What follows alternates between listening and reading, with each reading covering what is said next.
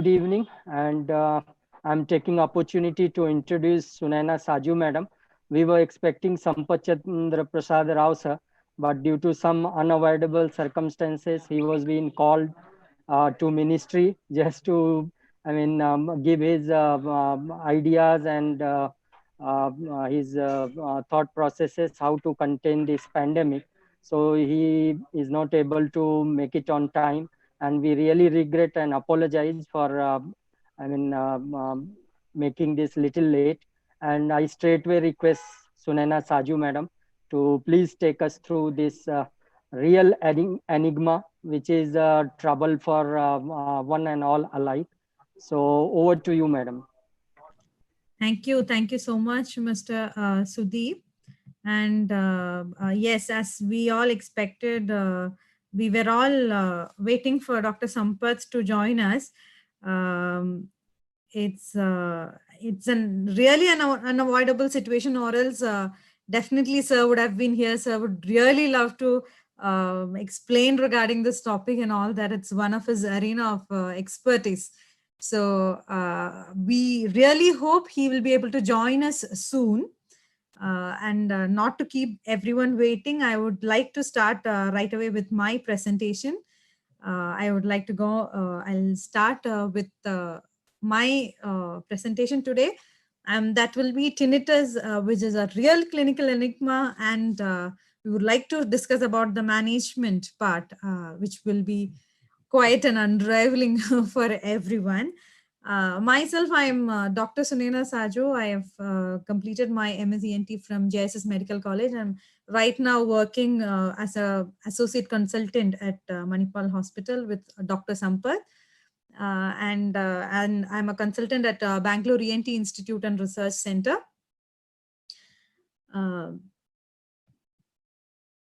I would like to introduce Dr. Sampath Chandra Prasad Rao, known to everyone.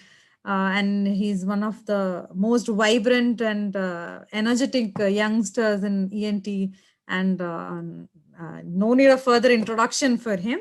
And going ahead, let's focus today on our topic, tinnitus. Tinnitus, it is the phantom perception of a tone or noise in the absence of any physical source. Despite being a very common condition that affects nearly 15% of our population, and despite being a field that has undergone much research progress, tinnitus still remains a scientific and clinical enigma. Why does this enigma persist? And that is because of the variation or the heterogeneity associated in various dimensions, especially in its causative factors or the pathological factors which causes it.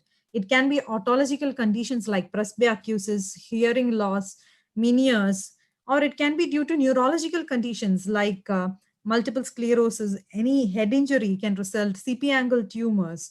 Many infections will result in tinnitus, like otitis media, meningitis, Lyme's disease, syphilis. Drug-related tinnitus is, though it's proven, like non-steroidal anti-inflammatory drugs, diuretics, chemotherapeutic agents are all prone to produce tinnitus. Other various causative factors would be a temporomandibular joint disorder or a dental problem which can produce tinnitus. There is heterogeneity associated with its clinical perception as well, whether it is its laterality, whether it is pitch, whether it's how the sensation is perceived, whether it is ringing, buzzing, a cricket sound, or whether it is occasional, whether it's persistent, whether it stays for a short period, whether it's acute, chronic. Every perception wise, also every dimension, tinnitus has heterogeneity. The next important factor is the related comorbidities like hyperacusis. Patients will be depressed, patients have sleep disorders, headache, and all that. And the distress associated, not to mention the psychological reaction a patient feels whenever he is having perceived tinnitus. And the major part is the heterogeneity associated with the treatment response. How a patient might respond is purely it cannot be correlated, or it depends or varies from person to person. So the complexity of the situation further aggravates when there is a combination of several subtypes of this heterogeneity. Moving on to the pathophysiology, tinnitus is a manifestation of diverse pathologies at different levels of the nervous system. So the importance is that many a times the pathophysiology cannot be pertained to a particular system, whether it is the peripheral auditory system, whether it is the central auditory system, or the somatosensory system.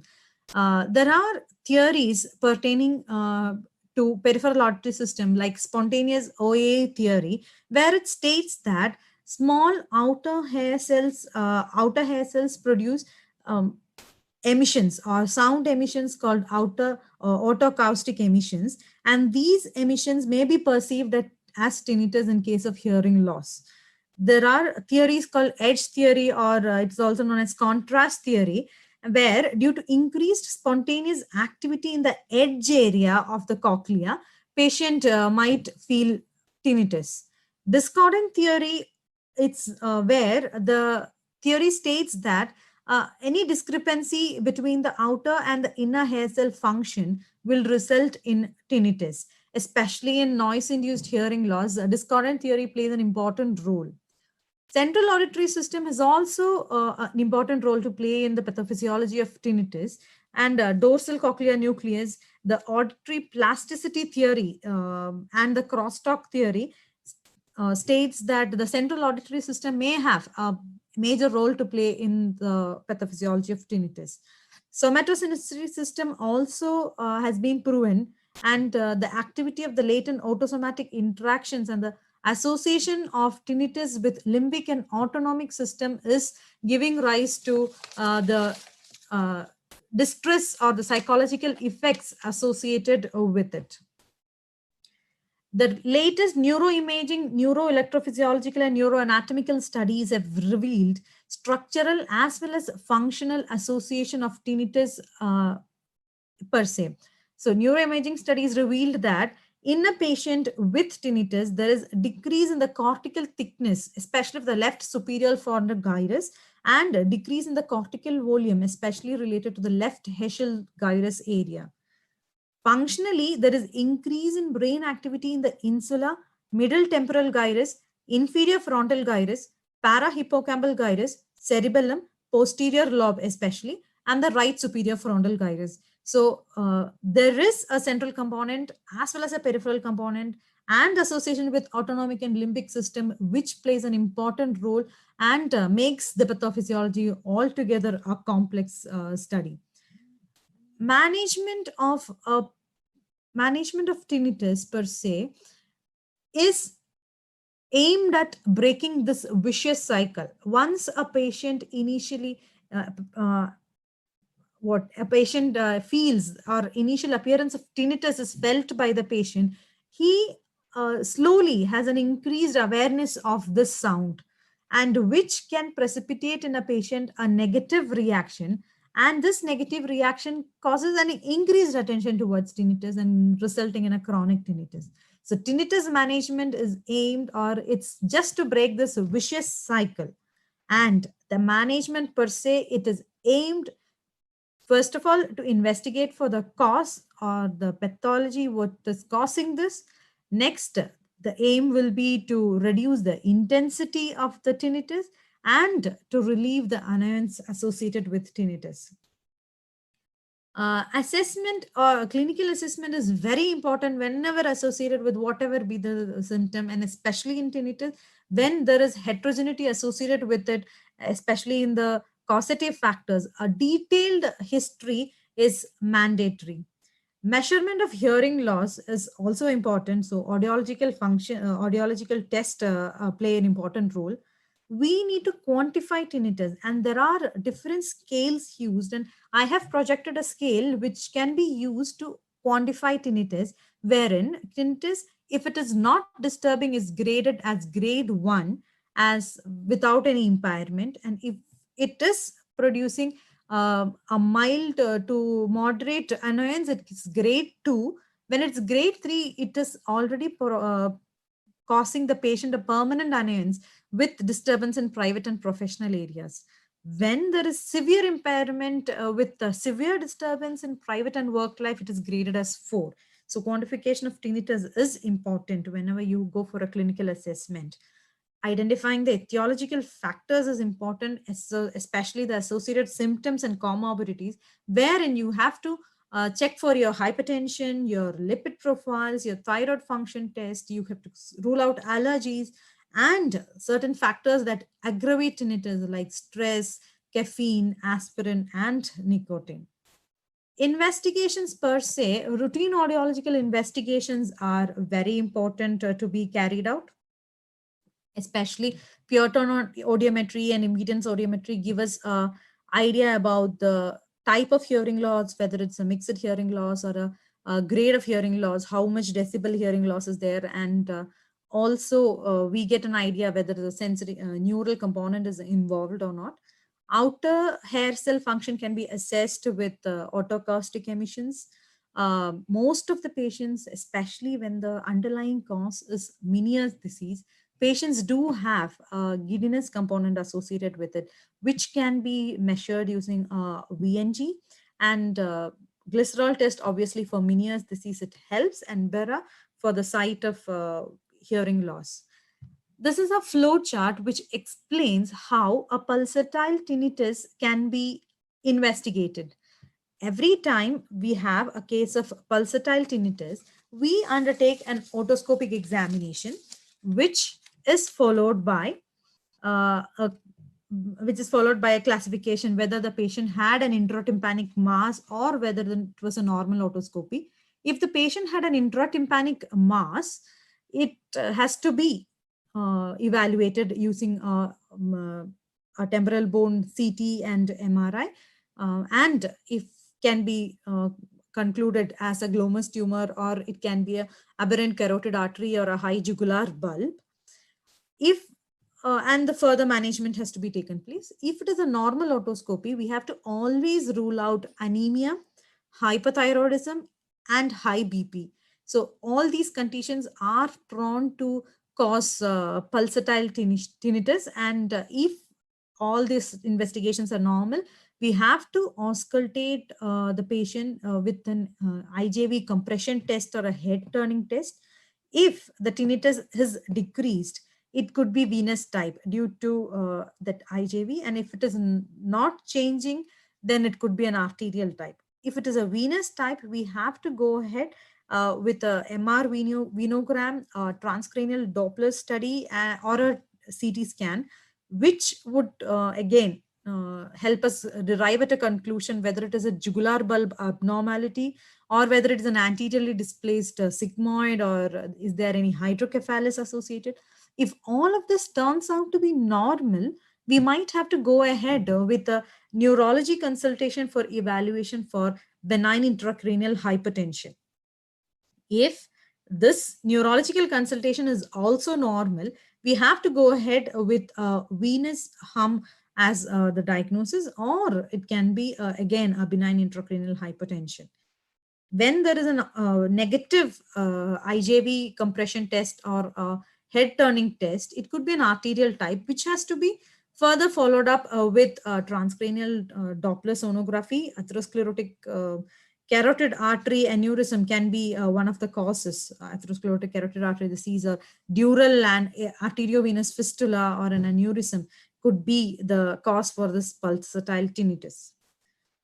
The management per se can be divided in various sectors. Pharmacotherapy is one of the most important field which is associated with the treatment. And as we discussed before, there are two main aims when we start treatment for tinnitus. One is to reduce the intensity of tinnitus, and second is to relieve the annoyance associated with it.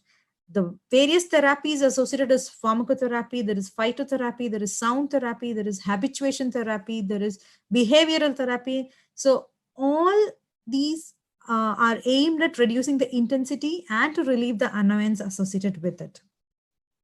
The challenges are associated in identification of pharmacological compounds is one is the lack of in vitro bioassays, and we are unclear. There is an unclear predictive validity for animal models, whether it is inducing tinnitus in them, and also the response associated, and how much the treatment is responding in them is not being assessed or cannot be assessed as effectively. So that is one of the challenge faced by pharmacological companies in all around. There is the heterogeneity associated with the tinnitus symptoms also play an important role to increase to the challenge associated, and the subjective nature of the disease also is a challenge associated with. So one of the most important pharmacotherapy agent, or one of the oldest pharmacotherapy agent used, was lignocaine, and lignocaine 2% solution up to 1 ml was used, but it was giving a transient effect, and it was an invasive route of administration with associated complications. So these days lignocaine is not used. One of the recent drugs under trial is a non-sterile patch, a lidocaine TV or Epicept patch in the preauricular area, where the clinical efficacy, as I said, is under trial. There are n number of pharmacotherapeutic agents, especially those which alleviate or act on the serotonin and gamma aminobutyric acid receptors, because the elevated serotonin level in tinnitus patient is associated with depression and anxiety. So we always go for anxiolytics like diazepam. We use antidepressants like amitriptyline. Anticonvulsants are used. Use of diuretics, especially mannitol, glycerol, furosemide, are all used. Antihistamines have been tried in patients with tinnitus.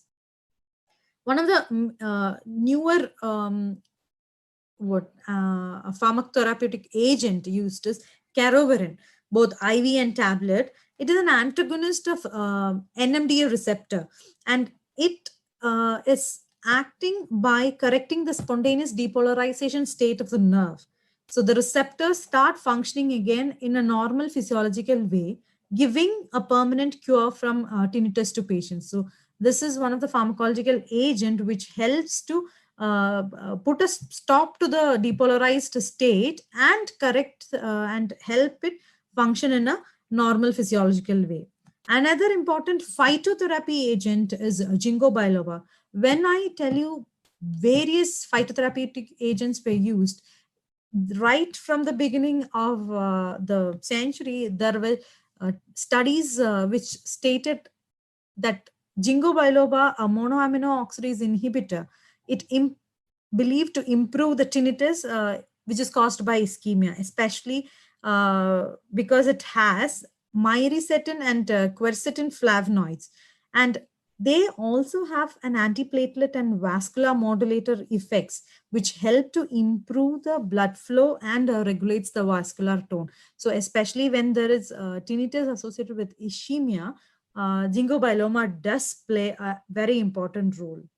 The limitation associated with pharmacotherapy is that there is no single FDA or European Medicine Agency approved drug in the market currently.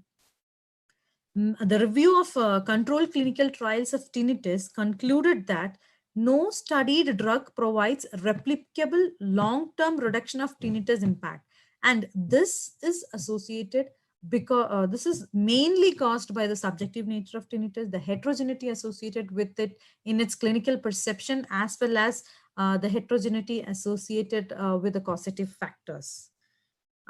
The other major arena of management of tinnitus would be based on sound therapy. So acoustic stimulation is used to increase the engagement of auditory system, which offers a relief for tinnitus. External sound is used, which helps the auditory system engage itself and divert itself from the tinnitus sound. So one of the major subcategory of sound therapy unit is the personal sound amplifier or a sound generator. It can be used as a masking device. So What is shown in the image is a Mersona tinnitus masker and a pillow speaker associated with it. So masking devices generate low-level sounds that decreases the perception of tinnitus by distracting the auditory system. And in some patients, it is proven to worsen their tinnitus also. Tinnitus retraining therapy, it is a more effective way that is used, and it is more effective than masking. It was actually developed in 1980s by Powell Justerboff in Yale University. And the idea behind it is that our brain, whenever there is an external sound source coming and hitting the cochlea, it is detected at the subcortical level and stimulates both the auditory and cortical areas as well as the limbic system. So when a sound enters, our emotional, our lifestyle, our previous experience helps us detect it as important sound or a normal habituating sound. So the importance is that when tinnitus is recorded as an important sound, or when there is anxiety associated with it, then it is perceived as an important sound, giving more negative reaction from the autonomic nervous system. So we postulate that proper training is provided to a patient in both the patient is both habituated to understand or perceive this sound, and the brain is trained to filter out these sounds by considering them as normal sound. So two basic conditions associated is to remove the negative association attached to tinnitus perception by directive counseling, which helps the patient to understand that this tinnitus is a normal sound, or the negative reaction associated with it is reduced. Also, the perception of tinnitus, preservation of tinnitus detection. So it is not that the tinnitus is fully avoided. We tend to avoid silence so that the external auditory canal or the auditory system per se is engaged, or by use of in the ear sound generators. Like shown in figure, they produce a neutral sound environment so that the patient does not feel a more perception of the negative tinnitus sound. Another important subcategory would be a music therapy, wherein customized sounds that is matching for tinnitus pitch, especially fractal tones or S tones, are used. There are a few recent sound-based technological innovations that are used, like acoustic coordinated reset CR, acoustic CR neuromodulation, Serenade Neuronomics, and Videx Sen. Just discussing briefly about all this. When there is a electrical stimulation of the cortical neurons are disrupted, pathological neuronal synchronization occurs. So a reduction of the pathological neural activity is carried out.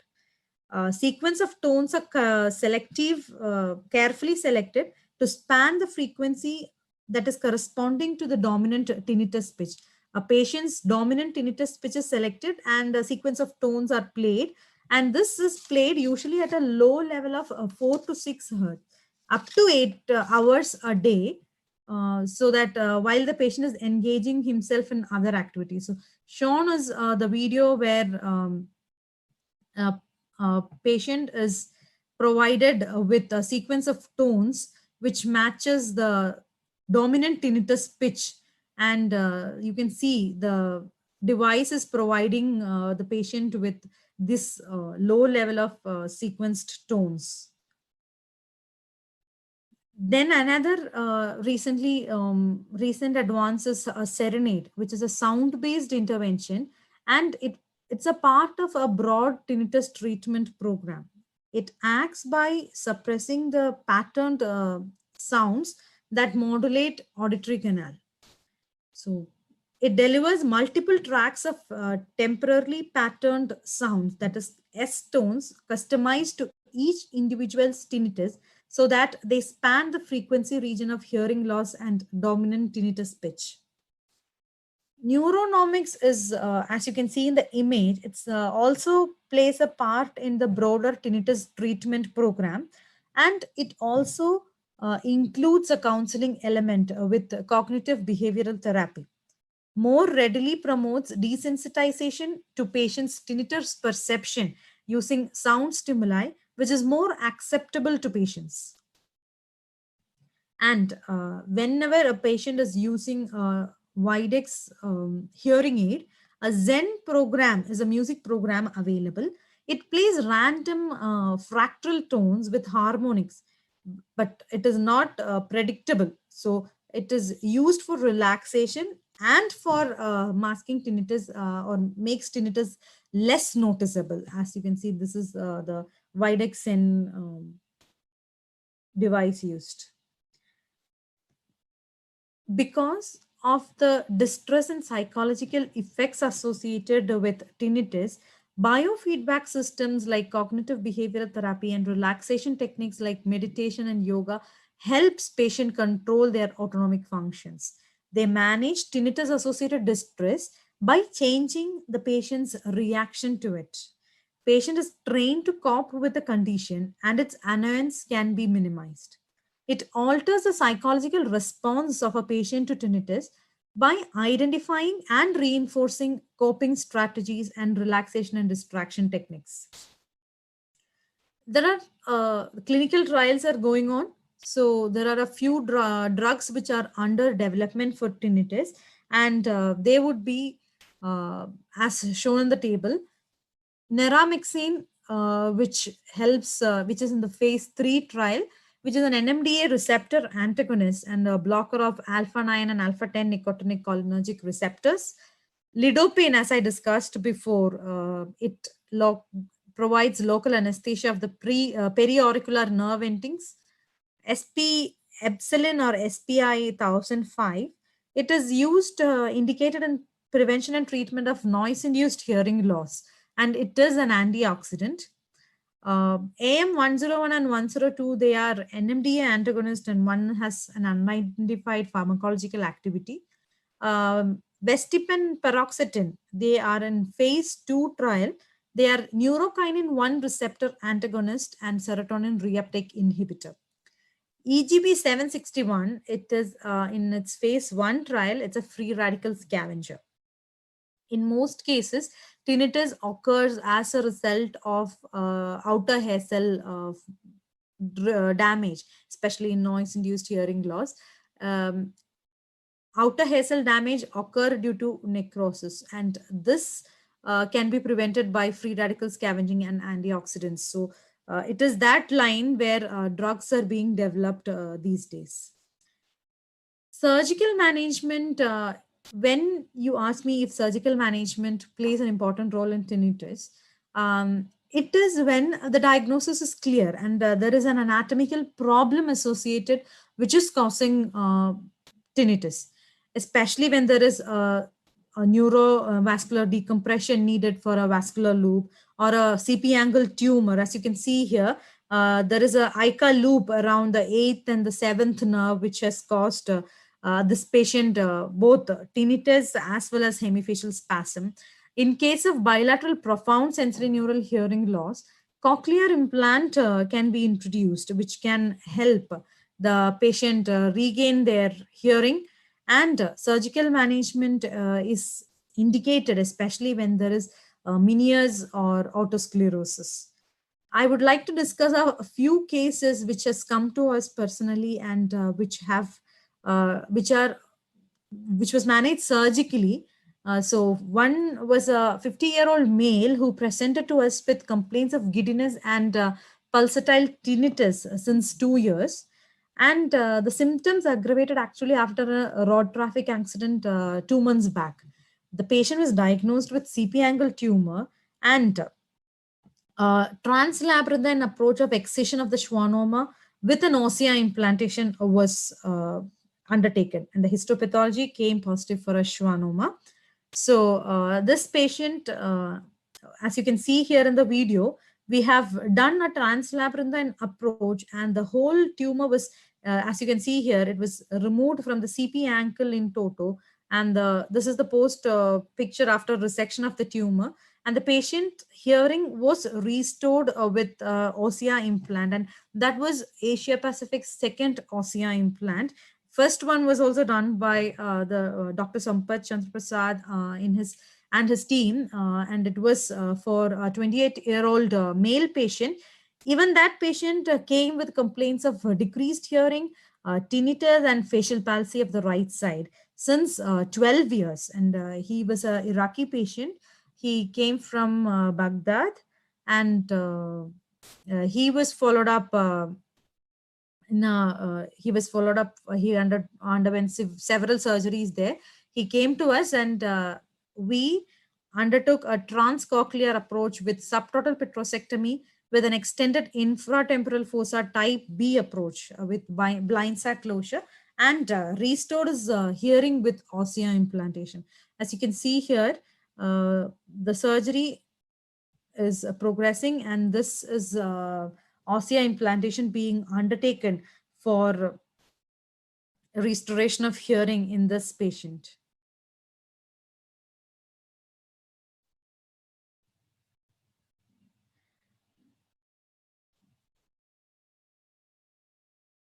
This is the osseous.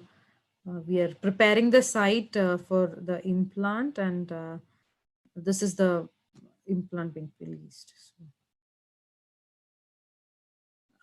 patient post-operatively is recovering very well, and he is on constant follow-up. His tinnitus has disappeared, though that was not the primary concern. I am discussing regarding the tinnitus here. He had facial palsy on the right side. It was grade 4, grade 5, and it was complete palsy, and the nerve facial aesthetic surgery was performed because it was already fully damaged. And this is osseous implantation, and it was Asia Pacific's first osseous implantation surgery. This is the patient with his osseous implant. And next is patient. It's a very recent case which we operated last week. It was a 34-year-old female patient who had continuous tinnitus on the left side since 10 years. And since 6 years, she was having giddiness and vomiting. Giddiness was so intense that she went in for a chemical labyrinthectomy tried in 2018. She was married for more than 10 years, and she was not able to conceive. And after various trials of IVF, she had conceived in 2018 after this chemical labyrinthectomy, but the symptoms worsened since 1 month. Patient had severe giddiness and several drop attacks, and that giddiness was lasting for more than 1 hour. Patient had continuous tinnitus, decreased hearing, and oral fullness. This was her audiogram, which was showing severe mixed hearing loss on the left side.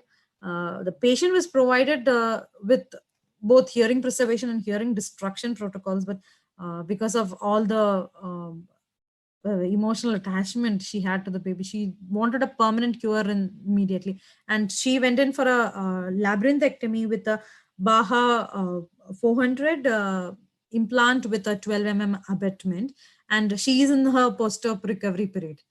The next I would like to discuss a case of a 66-year-old female.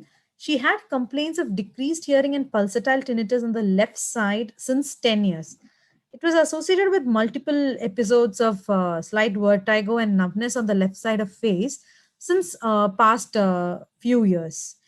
Patient also complained of occasional history of headache, and this lady was misdiagnosed and treated as otitis media for 10 years. And this is her left tympanic membrane. As you can see, there is presence. It is fully bulged out and it is red, and that could have caused the misdiagnosis of otitis media. I'm not sure, but this pulsatile tinnitus was patient clearly gives a history of pulsatile tinnitus since 10 years, and she has been misdiagnosed as and treated as otitis media.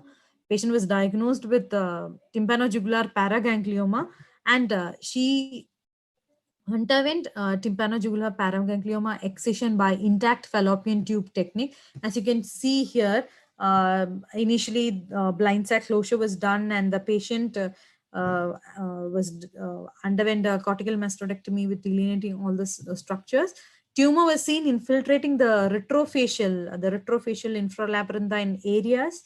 Also the of the mastoid cavity and the mesotympanum eroding the incus, the suprastructure of stapes and the lower part of malleus.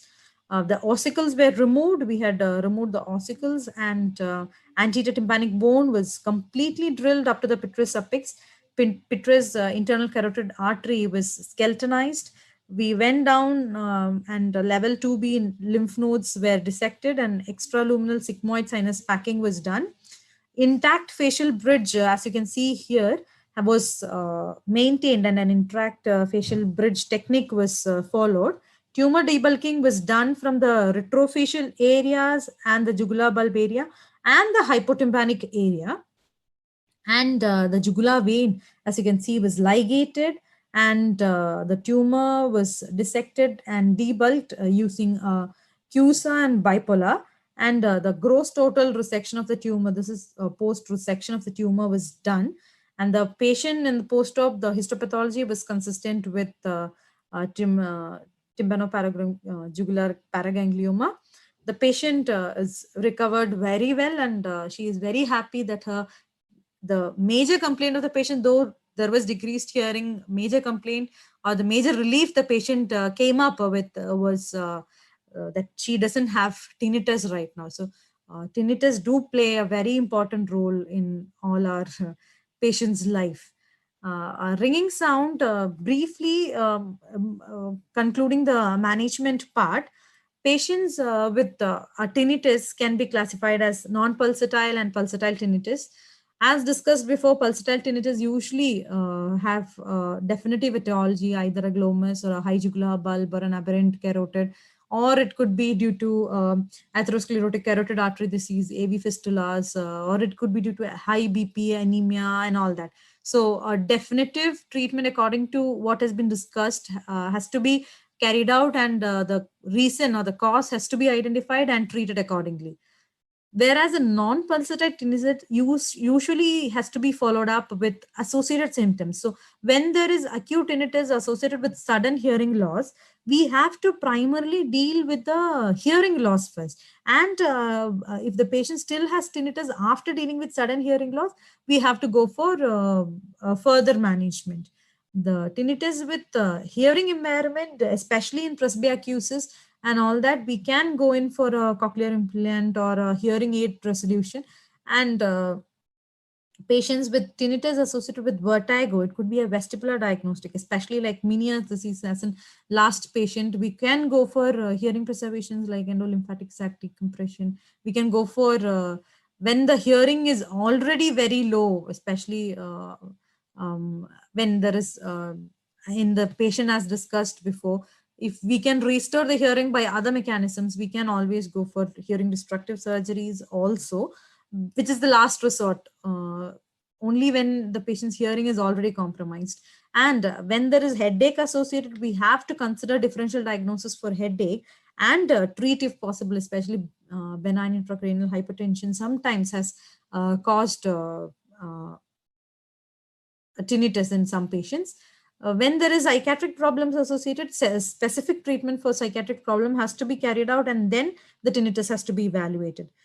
Similarly, when there is a functional diagnostic in the neck or the mandible and the TM joint especially, specific treatment for the same has to be carried out. When there is a post-traumatic tinnitus, the differential diagnosis or specific treatment for trauma sequelae, especially in head injury or patients with noise-induced hearing loss, the treatment has to be in that view.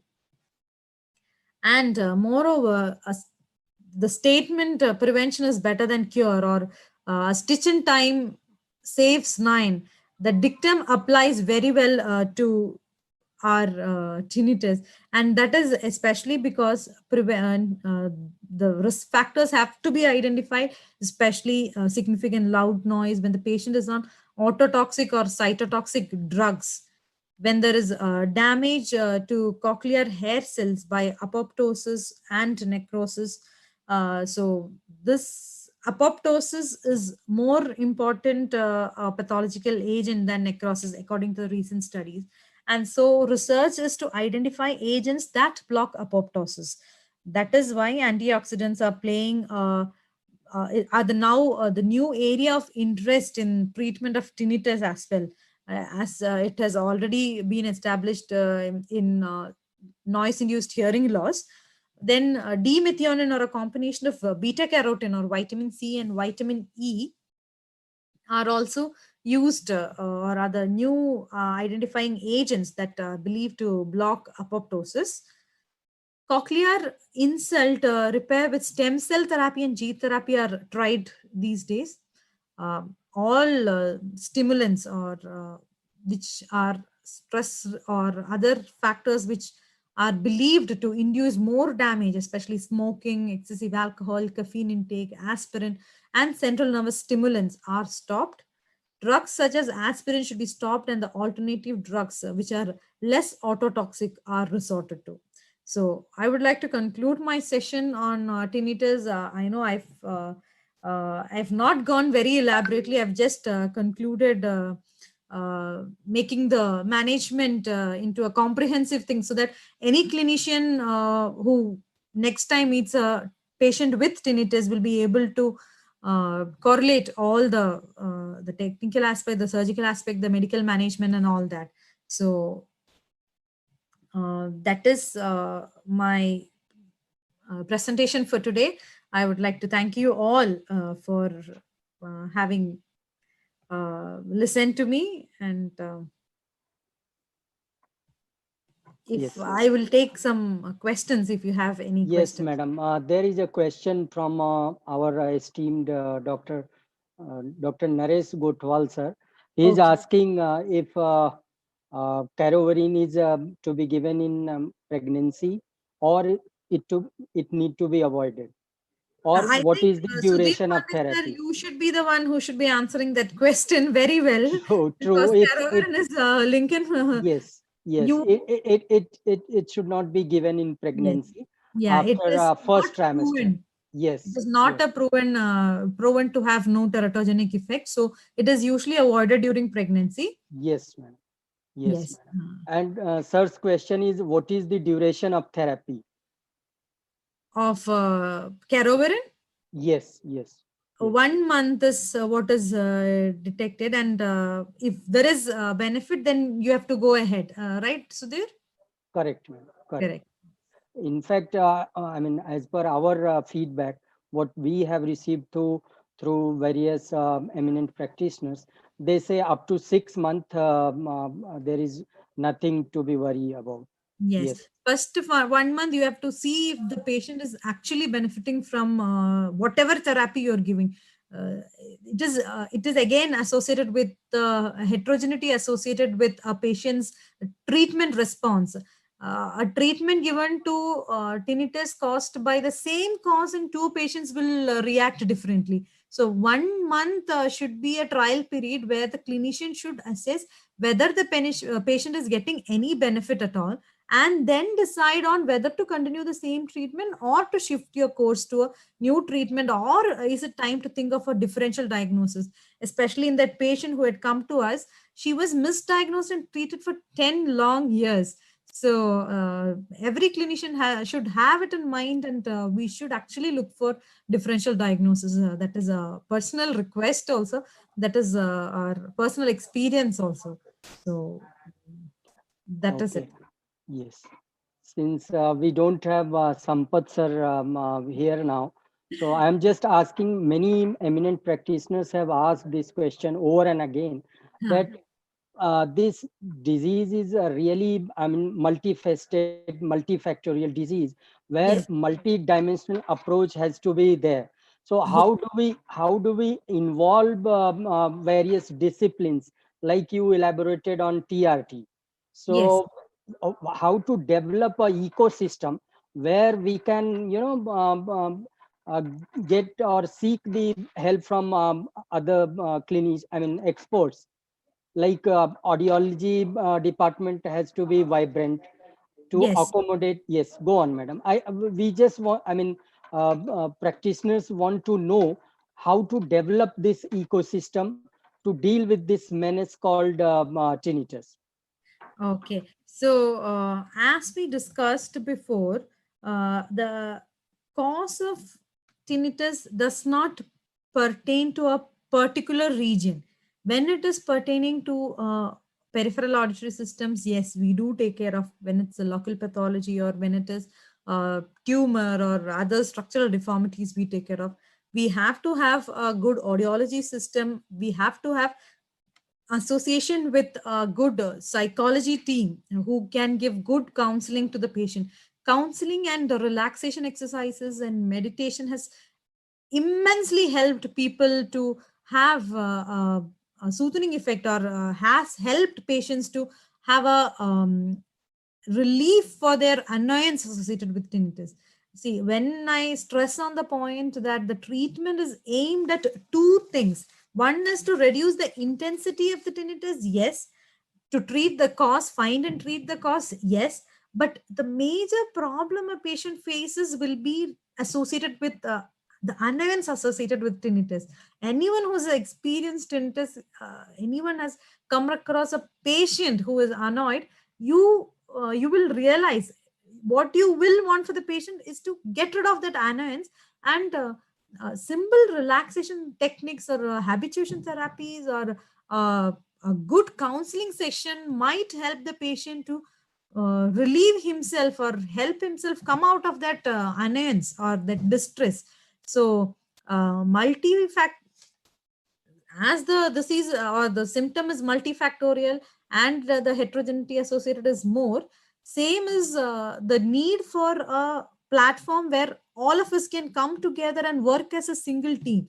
A tinnitus team has to be established in every setup, which will comprise of an rhinolaryngologist. It will consist of dental surgeons, and it will consist of maxillofacial surgeons, or it will also consist of neurologist and uh, audiologist and psychiatrist or psychologist who can help people come out of this. So a platform wherein everyone can work as a team is more important in management of tinnitus. That is exactly what we should come up with.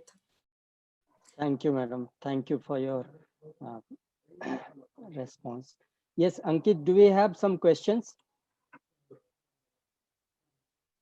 Dear Ankit, do we have some questions? I think he was about to share us questions, if at all they are there. Okay. Yes, yes. So, can we know sir's status? Has he? I am still trying. My assistant is here. Okay, He's okay. trying him on phone. Not an issue. Unfortunately, we are not able to reach him. So we Okay. are very sorry from our side also, sir. Okay. So really wanted to attend this session. That is a Yes, sad yes. part. So Not an issue. Not an issue. So, with this, should we end? Ankit, can you hear me? Sir, yeah, Yes. Tell me. I can hear you. yeah, sir. We can end the session. No, Are there any questions? no, sir. There are no more further questions. Okay. Okay. Okay. So once again, I'm taking greater joy and pleasure in thanking you all for joining us. And I really, feel sad that we could not have Dr. Sampath due to some emergency meetings called by Karnataka government. So sir has to rush in just to give his expert services for the betterment of us. So thank you all. Thank you for joining us. Thank you, Sunaina madam. Thank you. It's been thank you so great to much. hear from you. Thank you. Thank you so Yes. much for providing us with a wonderful platform platform. Thank you, Lincoln Yes. Pharma. Thank you, Mr. Sudeep. We- From the whole team of Dr. Sampath Chandra Prasad and Bangalore ENT Institute of Institute and Research Center, we would like to extend our thanks to all of you who have joined us today. Thank you so much. Jai Hind. Thank you. Thank you all. Thank you very much.